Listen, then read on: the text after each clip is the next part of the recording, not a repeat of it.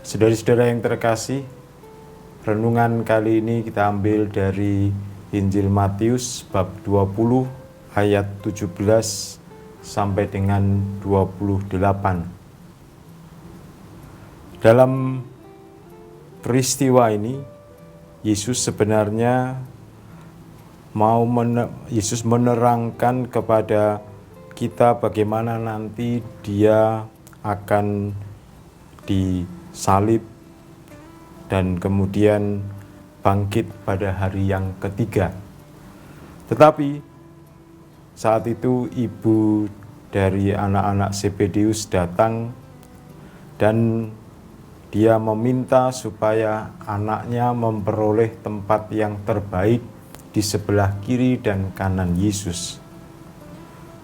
Nah, karena itulah maka kemudian Yesus lalu memberitahukan kepada kita sekalian bahwa mari kita tidak memikirkan soal apa yang nanti kita peroleh dengan mengikuti Yesus, melainkan bagaimana kita bisa mengikuti Yesus itu dengan cara yang terbaik.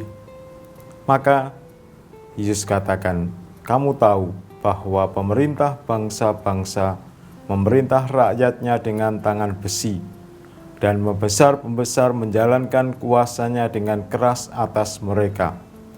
Tidaklah demikian di antara kamu. Barang siapa ingin menjadi besar di antara kamu, hendaklah ia menjadi pelayanmu.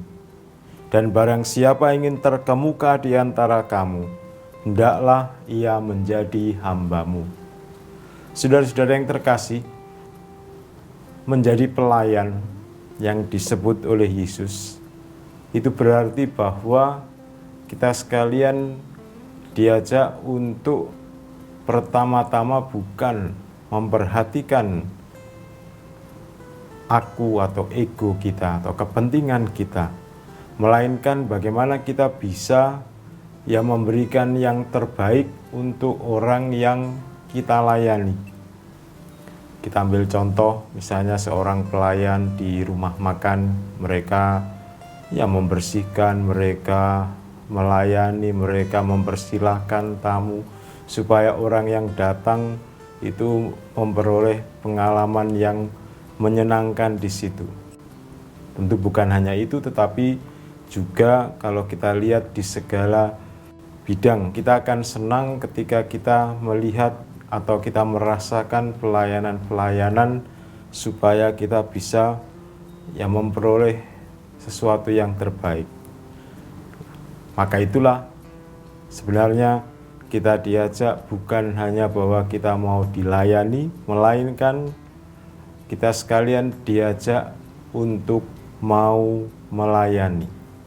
Melayani berarti bahwa kita memberikan hati kita, memberikan waktu kita, memberikan apa yang kita miliki ini untuk orang-orang yang ada di sekitar kita, sehingga semua orang yang bersama kita itu kemudian juga dapat tumbuh dan berkembang.